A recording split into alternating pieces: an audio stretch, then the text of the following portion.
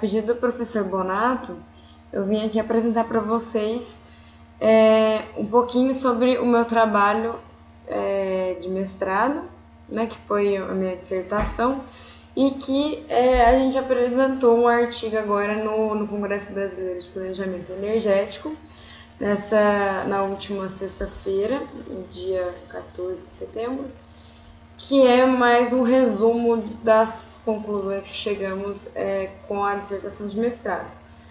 Então, eu vim aqui apresentar para vocês para que possa contribuir aí para a disciplina de EC 334. Bom, o trabalho foi feito então pela supervisão do professor Bonato e do professor Hector Arango, e é sobre a aplicação de um modelo econômico do mercado elétrico para avaliação de políticas públicas de incentivo para micro e mini geração distribuída no Brasil. Então, o que eu preparei para falar para vocês foi fazer uma breve introdução, certo? Falar o porquê precisamos de políticas públicas de incentivo, apresentar a modelagem econômica do mercado elétrico que a gente utilizou, falar um pouquinho da tarifa branca, que foi o que a gente utilizou no estudo de caso, então para dar uma introdução sobre isso e as conclusões que a gente conseguiu chegar. Bom, atualmente a gente sabe que tem diversos fatores que incentivam os países ao redor do mundo a buscarem por fontes renováveis de energia. Entre eles são o crescimento do consumo, a dependência que temos hoje em dia dos combustíveis fósseis, a preocupação com a emissão de poluentes e os impactos sociais e ambientais causados por essas fontes não renováveis. E no nosso país, a gente tem o privilégio de ter a maioria da nossa matriz energética composta de fonte limpa, né, que é a hidrelétrica. Mas temos outros fatores que nos incentivam a buscar essas novas fontes, que é a crise energética, a nossa forte dependência então das chuvas, né, que a gente depende das hidrelétricas, e a elevação das tarifas nos últimos anos. E essa inserção de fontes renováveis na matriz energética, ela pode ser realizada de duas formas.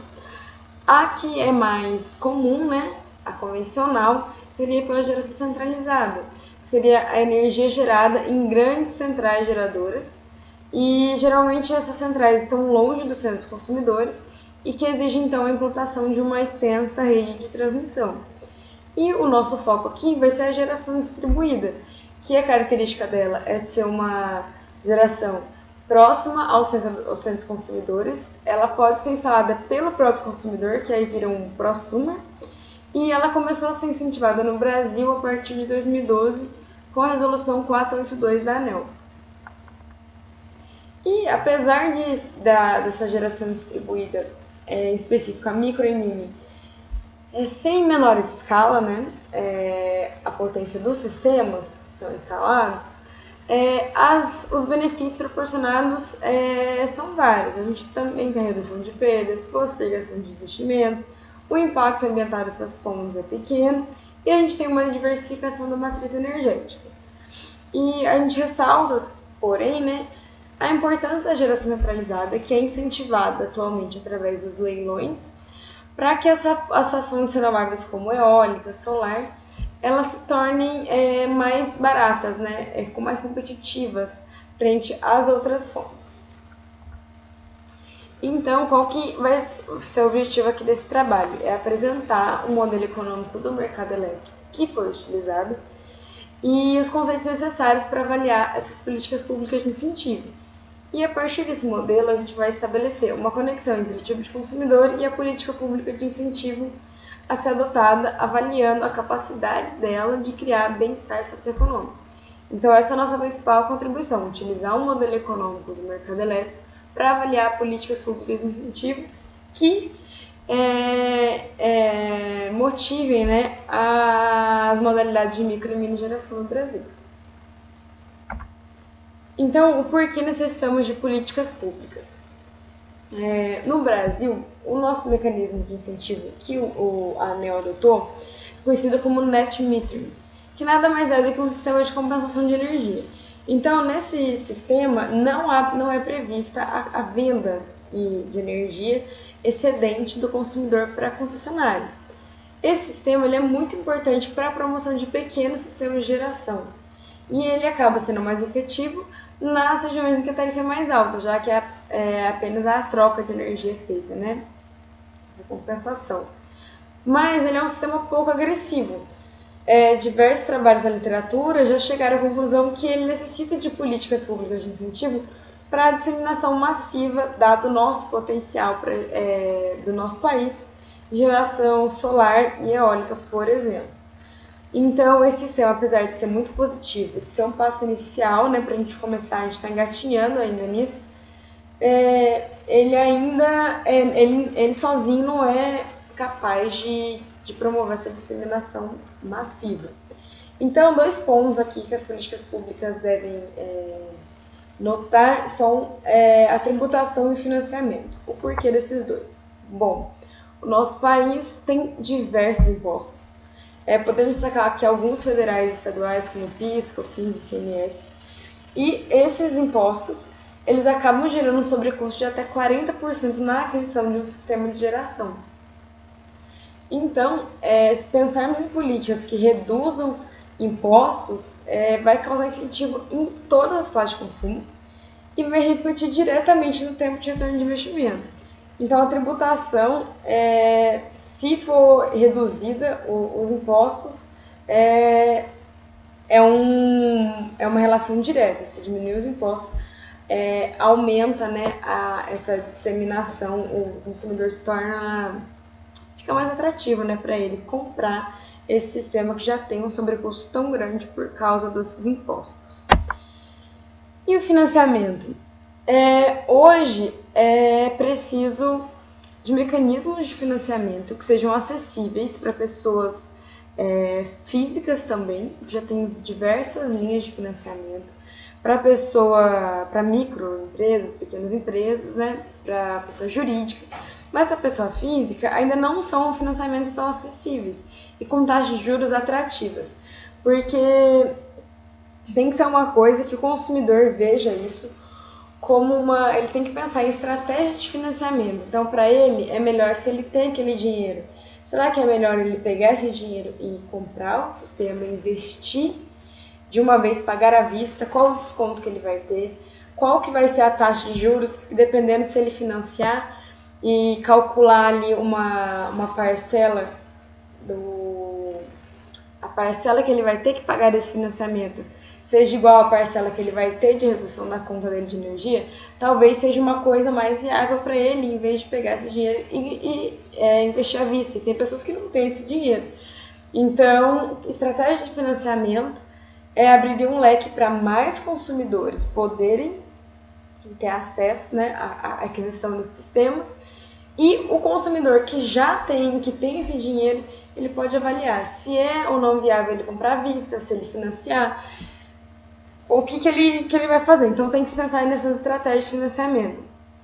E a distribuidora, ela tem que pensar em novos modelos de negócio com a criação dessas micro e mini geradores entrando na rede dela de distribuição. Por quê?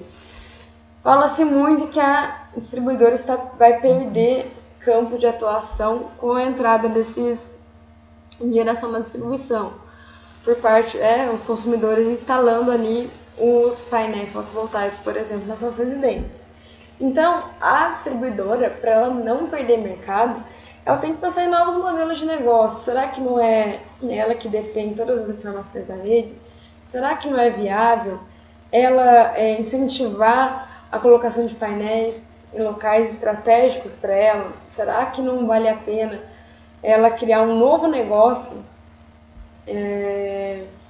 que, por exemplo, igual a uma distribuidora do Arizona, ela aluga o painel da sua casa, então ela instala, ela tem ela paga pelo sistema de geração, e aí você faz um contrato lá com ela, dispondo lá o seu telhado por 20 anos e ela te paga um aluguel para isso. Então essa distribuidora, em vez de perder mercado, ela está utilizando os telhados dos clientes para gerar uma energia que para ela nos pontos ideais, né, que para ela seja viável.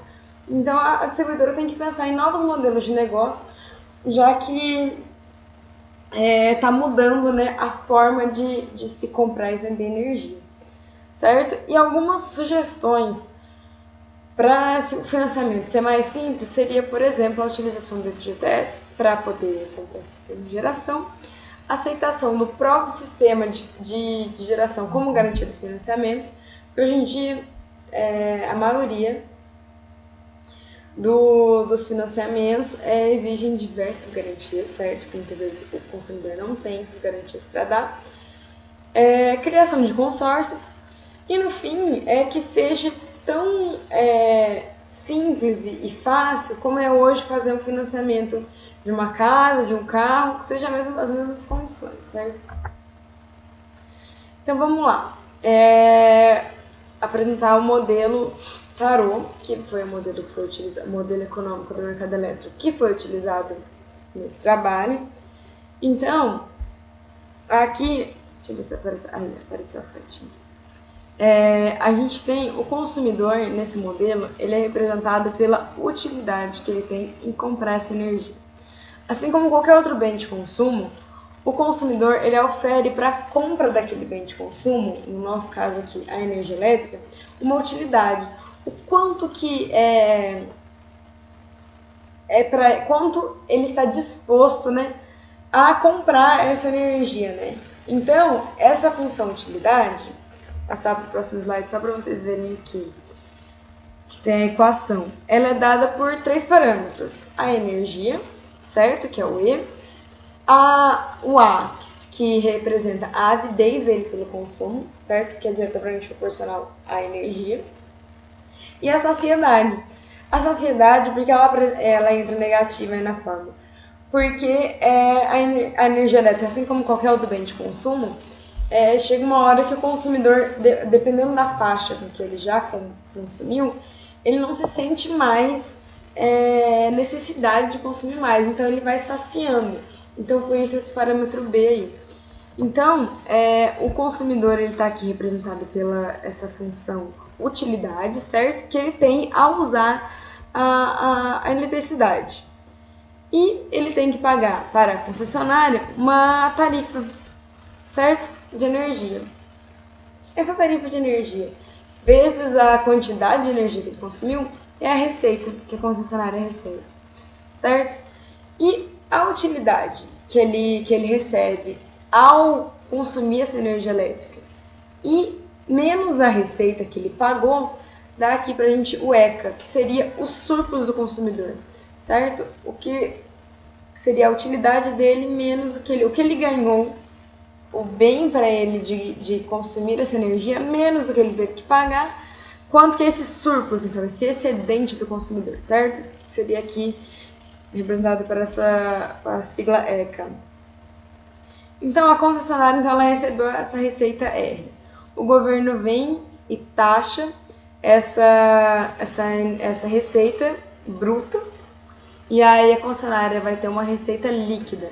Com essa receita líquida, ela tem que pagar todas as suas despesas, que aqui entram, além da depreciação, todos os gastos com OPEX, certo?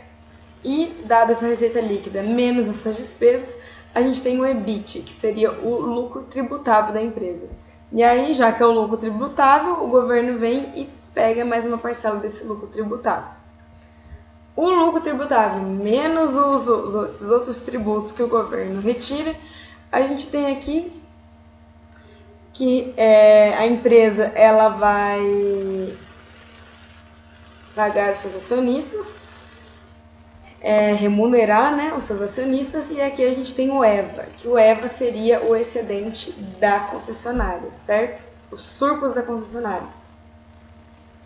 E o ECA mais o EVA, eles dão o EWA, que seria o bem-estar socioeconômico que foi produzido para a sociedade por essa compra e venda de energia.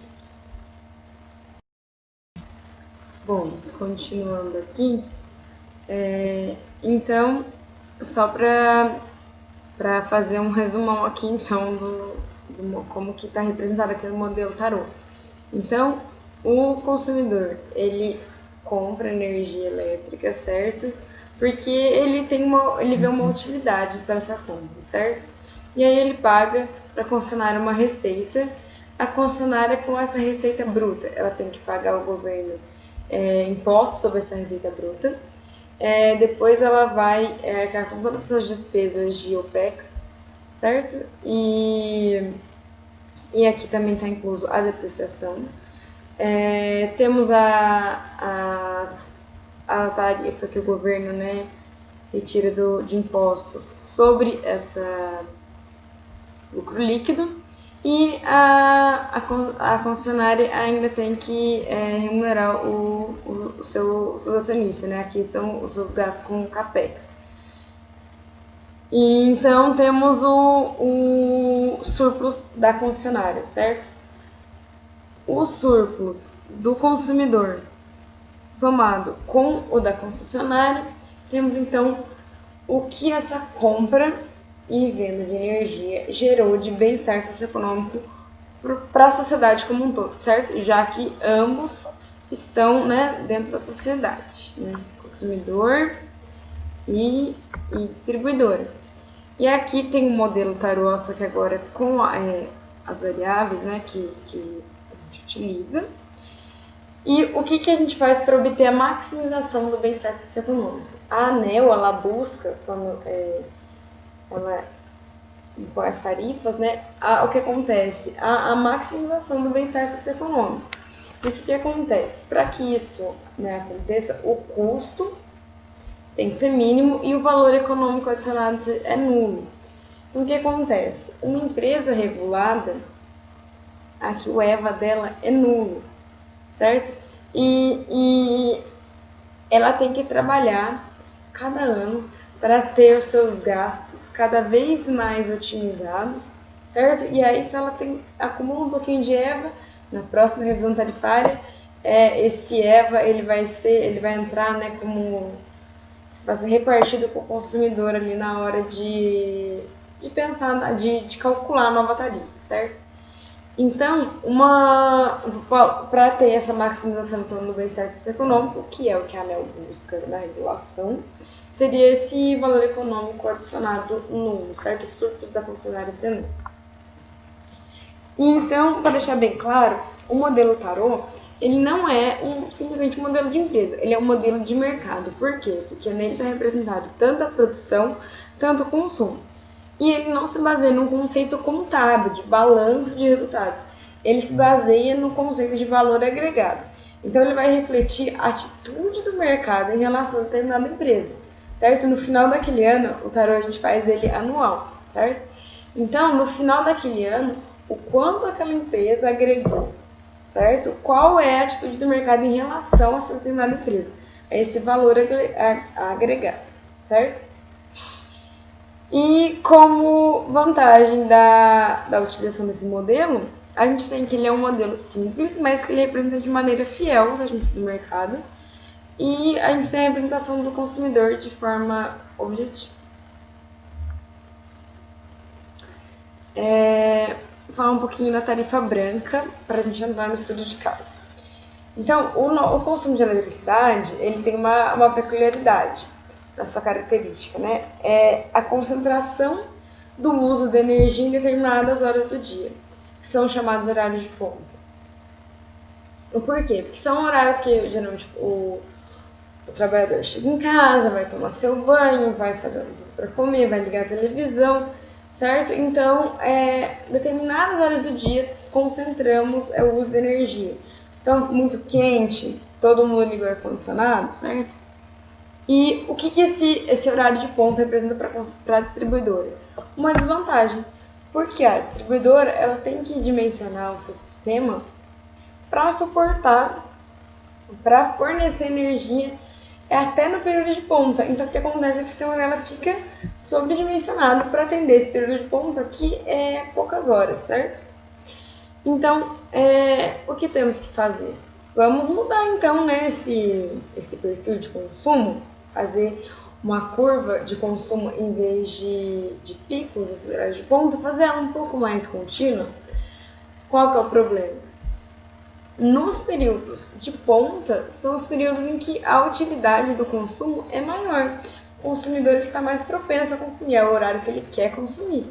Então, se a gente pensar no que eu falei, que numa empresa regulada esse EVA vai ser zero, então a gente tem que o bem-estar socioeconômico agregado para a sociedade, quando a empresa distribuidora estiver regulada, vai estar diretamente ligado aos surplus do consumidor.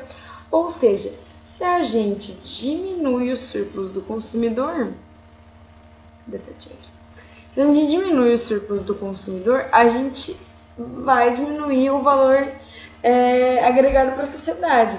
Então, por isso que tem esse problema, certo? Então, qual que é a solução? Criar mecanismos de incentivo para deslocar esse consumo de ponta para o período fora de ponta. Um desses mecanismos é a tarifa branca. Porque aí o consumidor ele não vai simplesmente ter que mudar o perfil dele de consumo. Se ele quiser, se ele vê que é vantajoso para ele economicamente, ele vai mudar, certo? Então, é um incentivo desse deslocamento de consumo. Então, aqui, os casos que a gente vai analisar vai ser a tarifa branca aplicada ao consumidor comum, a tarifa branca aplicada a um consumidor que opta por comprar um sistema de armazenamento e a tarifa branca para um consumidor que, além de ter armazenamento, ele também vai instalar uma placa solar na casa dele, certo? A gente considerou algumas proporções de tarifas e são o seguinte: a gente considerou que a tarifa convencional, que é constante durante todos os períodos do dia, ela é R$80 por kWh. R$80 não, 80 centavos por kWh. E na fora de ponta, a gente considerou que a tarifa então vai ser 75% desse valor. Então vai ser 60 centavos por kWh. E no período de ponta, a gente considerou que vai ser 4 vezes a tarifa convencional, certo? Então vai ser R$1,48 por kWh, certo? A gente considerou essas proporções, mas vocês vão ver que essas proporções podem ser alteradas para você ver o que isso impacta ou não no resultado, certo? Porque vai impactar, como a gente vai ver. E esses são os parâmetros que a gente utilizou para a concessionária, certo? E os parâmetros do consumidor. Tá? Esse consumidor a gente considerou que ele vai consumir por ano 1,8 MWh. Então, mostrar aqui para vocês. Nesse primeiro caso, a tarifa branca aplicada ao consumidor comum. Esse consumidor comum, a tarifa então aplicada para ele na tarifa branca é a seguinte: 60 centavos no período fora de ponta, certo? Aqui e aqui. E nesse período de ponta, ela vai ser de 4 vezes o valor da tarifa convencional, certo? E a energia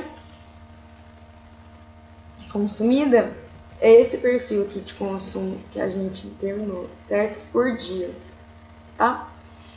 3,5 kWh nos períodos fora de ponta e 1,5 no período de ponta. Então, o consumidor, ele optando pela tarifa branca, qual que vai ser a fatura dele que ele vai ter que pagar para a concessionária? Ele vai ter que pagar a tarifa fora de ponta vezes a energia que ele consumir fora da ponta, mais a tarifa da ponta vezes a energia que ele consumir na ponta, certo? E a gente inserindo todas aquelas variáveis da funcionária e do consumidor, a gente vai ter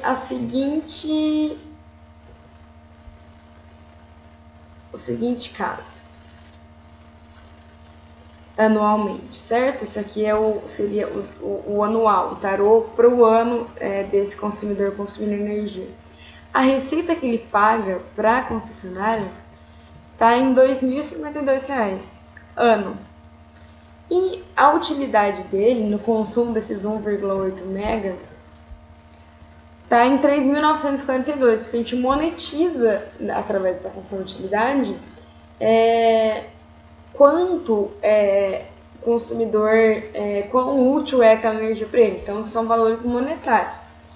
Então se a gente fizer esses 3.900, perco o mouse toda hora aqui, esses 3.900 menos os 2.052 que ele teve que arcar de custo, vai ter um surplus do consumidor de R$ 1.890 no ano, certo?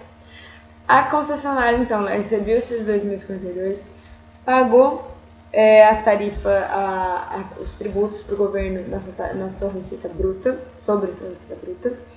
Com a sua receita líquida, ela pagou por todos os seus gastos, as suas despesas.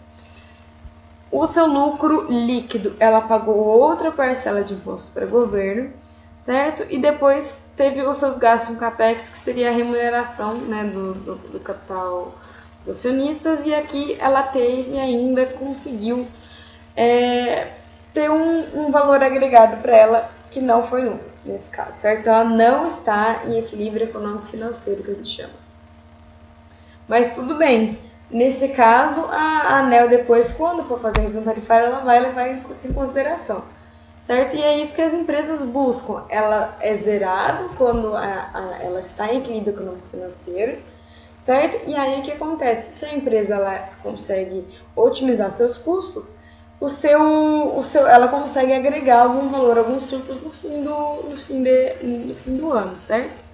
Se ela gastar mais, se ela continuar gastando já o que foi previsto, ela vai estar zerada, tá certo? Então, a gente somar o surplus do consumidor com o surplus da empresa, a gente vai ter o excedente da sociedade, certo? O bem-estar socioeconômico, que nesse caso foi 2.404. Então, a gente vai usar esse valor de base para a gente considerar esses valores, para a gente ver se com a bateria e se com o painel, se isso, para esses casos que a gente analisou, para essas determinadas tarifas, determinado perfil de consumo, se foi ou não bom para cada um desses agentes, tá certo? Então, agora a gente vai analisar a tarifa branca aplicada ao consumidor que optou por comprar uma bateria. Quais são as premissas que a gente usou nesse caso? O consumidor ele vai comprar uma bateria que seja capaz de armazenar toda a energia que ele vai consumir na ponta, certo? Porque o que ele vai fazer? Durante o período fora de ponta, ele consome energia normalmente e, além disso, armazena energia na sua bateria, no período fora de ponta, para ele consumir depois da sua bateria na ponta. Então, o que acontece? A concessionária ela vai receber por toda a energia fornecida para o consumidor a tarifa fora de ponta. Certo? Então, qual que vai ser o faturamento do consumidor nesse caso? Ele vai pagar pela tarifa fora de ponta toda a energia que ele consumir. E a energia dele da ponta, ele ainda vai ter agora um sobrecusto, porque ele vai ter que arcar com o custo da bateria, certo? Então, aqui a gente tem representado, né, a linha chegando aqui no poste. Parte dessa energia o consumidor ele vai consumir no momento, né, fora de ponta, e outra parte ele vai armazenar na bateria, porque aí depois ele vai descarregar quando estiver no período de ponta, em vez de consumir na concessionária por uma tarifa mais cara, ele vai consumir na bateria dele, certo? Então, para representar aqui, são as mesmas tarifas praticadas, certo? A energia consumida por dia, ele continua com o mesmo perfil de consumo. Só que agora, ó, qual a energia que a distribuidora vai fornecer? Total, apenas no período fora de ponta. E no período de ponta, quem que vai abastecer a residência? A bateria, certo? Ela vai carregar durante todo o período fora de ponta e descarrega no período de ponta para o consumo. E aqui a gente tem o modelo para essa situação.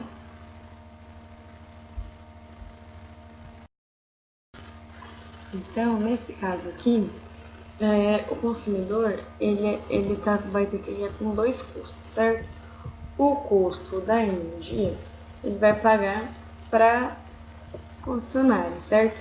E o custo dele para concessionária diminuiu, que antes o gasto dele total de 2.052 ia para concessionária, agora não.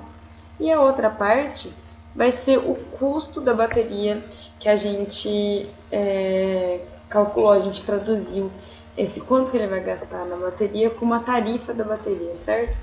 Que a gente multiplica pela energia que ela vai ter que armazenar e a gente tem o custo dela. Então, nesse caso aqui, com os preços que a gente utilizou, baterias do mercado hoje, o consumidor estaria então gastando o custo total dele, que seria a fatura de energia mais o custo da bateria, seria de 1.782, tá bom? Nesse caso. E aí o que acontece? A concessionária recebeu menos, tá certo? Ela teve uma diminuição aqui do surplus dela. O surplus do consumidor aumentou, certo? Porque a utilidade continua a mesma, porém, agora ele diminuiu o quanto que ele vai ter que gastar, certo? Só que a sociedade aqui está menor, o valor agregado para ela. O porquê? Porque a sociedade ela é a soma tanto do consumidor quanto da concessionária, certo? Então, como da concessionária diminuiu, apesar do consumidor ter aumentado a dele, para a sociedade gerou um bem-estar socioeconômico menor do que no cenário anterior, tá certo? E se o consumidor, agora com a 32, ele resolve colocar uma placa na casa dele para gerar energia. Então, quais são as premissas desse caso? Que o painel ele vai gerar toda a energia que for consumida na unidade, certo? E durante o período que está sol, certo? A placa consegue gerar a energia que ele vai consumir na unidade. E aí ele tem uma bateria e a parte da energia que ele vai consumir à noite vai ter sido armazenada nessas baterias, certo? E ele vai consumir nos horários em que não há sol. Então, por segurança, né, esse consumidor ele não se desconecta da concessionária, certo? Mas como ele não vai estar consumindo, ou vai estar consumindo o mínimo, ele vai pagar apenas o custo de disponibilidade, certo? Então, que a concessionária vai receber. E ele vai agora arcar, a fatura dele vai ser o quê? A tarifa que ele vai dar da placa solar, certo? Vezes a energia, né, que ela vai gerar, o custo da bateria, certo? Que vai ter que armazenar toda a energia que vai consumir nos períodos sem sol, e o custo de disponibilidade.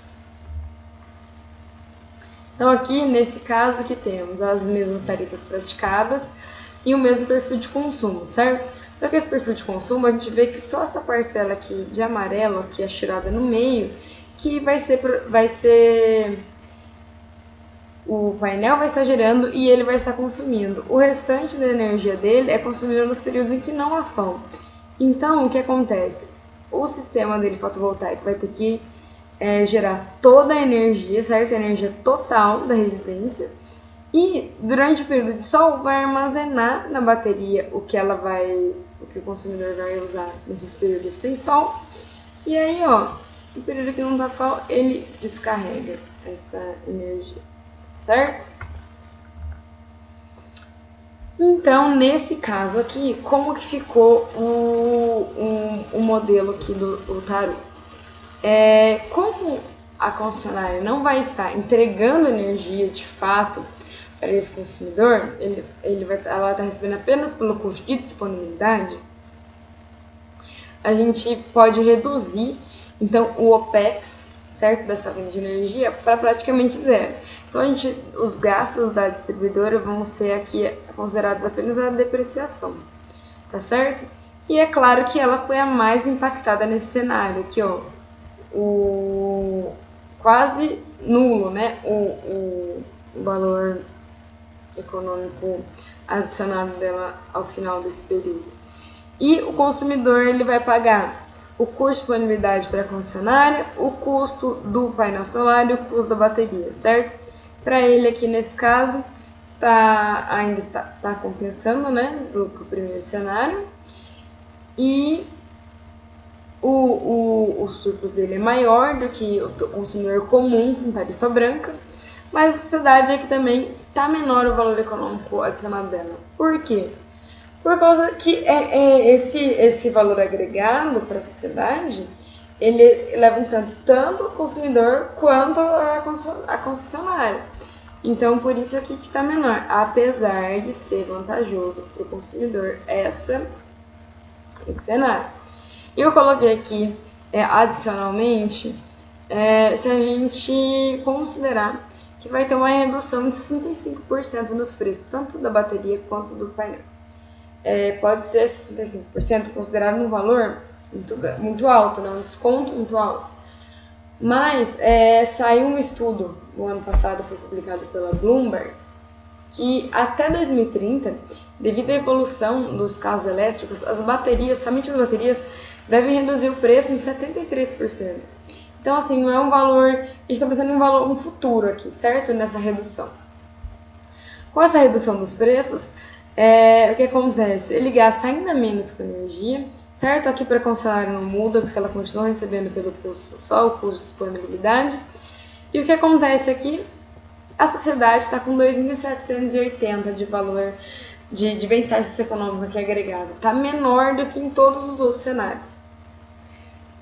Então, esse caso específico, esse cenário, é um cenário em que maximizou o bem-estar socioeconômico, certo? A empresa está com o valor econômico adicionado não nulo, certo? Se ela estiver eficiente, se ela tiver acabado de passar pela revisão tarifária, vai ser zero. Mas não está negativo, certo? E o consumidor ainda reduziu sua conta, ou seja, esse seria o cenário que seria ideal ali para todos os agentes. Aí a distribuidora perdeu um pouco de espaço. Ela pode pensar, como eu falei, em outras formas, outros modelos de negócio para ela investir, tá certo? Então, o que a gente pode ver com esses resultados que obtivemos? Que a atratividade e repetitividade de uma política pública, ela vai depender de diversos fatores. Nesse caso aqui, do que está dependendo? Do valor e da proporção da tarifa, certo? A gente considerou uma tarifa na ponta de 4 vezes o valor da tarifa convencional, mas se a gente utilizar outros valores, isso vai mudar o cenário, certo? Além disso, o perfil do consumo. Esses resultados foram para o perfil de consumo que a gente levou em conta. Pode ser que um consumidor, de repente, ele consuma praticamente tudo em horário de ponta, ou tem um que não consome em horário de ponta. Para quem não consome em horário de ponta, a tarifa branca não vai ter muita utilidade, tá certo? Então, isso tem que ser observado, a característica, né, a particularidade de cada caso. E, além disso, o custo do sistema de geração e de armazenamento que a gente viu, que vão impactar, né, de forma direta ali. E o tipo e a taxa de financiamento, porque se o financeiro ele paga juros muito altos, vai aumentar o custo do sistema de armazenamento, de geração, e vai ficar menos atrativo para o consumidor, tá certo? Vale aqui lembrar que a gente não está falando que a tarifa branca ela vai tornar viável essa implementação de baterias, mas é que faz com que essa análise comece a ser pertinente, uma vez que com tarifas constantes não é incentivado, certo, você armazenar energia em determinados horários do dia. E quais as conclusões que a gente chegou? Que essa modelagem, tanto do consumidor quanto da concessionária, ela é possível através dela observar cada cenário do caso analisado da tarifa branca, se ela é benéfica para todos os agentes envolvidos, além de gerar um bem-estar socioeconômico no mercado de energia maior do que havia anteriormente. Porque é isso que a política pública tem que fazer, gerar um bem-estar socioeconômico maior do que havia anteriormente, certo? E esse modelo de mercado que é simples, mas ele reflete com fidelidade diversos aspectos, né, do nosso mercado de eletricidade, ele pode avaliar o impacto de determinada política pública do governo pode causar, como por exemplo, se o governo diminui ou aumenta os impostos, tá certo? E atualmente o preço das baterias e dos painéis fotovoltaicos ainda é uma barreira, mas a tendência é que eles sejam reduzidos. E é evidente o interesse que está crescendo, esse interesse do consumidor em gerar a própria energia. E apesar de alguns incentivos, alguns estímulos já terem sendo realizados nos últimos anos no Brasil, ainda não foi suficiente para disseminar essa fonte, dado o nosso potencial, tá certo? E a possibilidade de simular uma precisão esse ecossistema de geração distribuída vai proporcionar uma clara compreensão dos benefícios dessas inovações. Então é isso, gente, que eu preparei para apresentar lá no congresso e estendi aqui para a disciplina. Esse é só um resumo do que foi feito na dissertação, que lá a gente conseguiu, como tempo, até estendi mais o tempo lá no congresso, são 15 minutos para apresentar, o artigo eram 12 páginas, né, então acaba que a gente tem que fazer uma coisa mais enxuta. A gente simulou outros perfis de consumo, se o perfil do consumidor for diferente, se as tarifas adotadas fossem diferentes, certo? Para mostrar que o nosso objetivo ali não foi fazer o cenário real, certo? Mostrar o que está acontecendo hoje. Até porque a tarifa branca ainda não está disponível para consumidor residencial. Ela está entrando aos poucos, tá certo? Mas nosso objetivo foi mostrar a potencialidade do modelo para analisar políticas públicas e, para esse caso específico, a gente escolheu mostrar a tarifa branca, que entrou em vigor esse ano, está em alta. Então, se vocês quiserem, quem se interessar, eu posso disponibilizar, o professor Bonato também, a dissertação completa, que tem mais casos, né, está mais detalhado. E qualquer dúvida, meu e-mail é esse. E obrigada, espero que tenha sido claro. E até mais.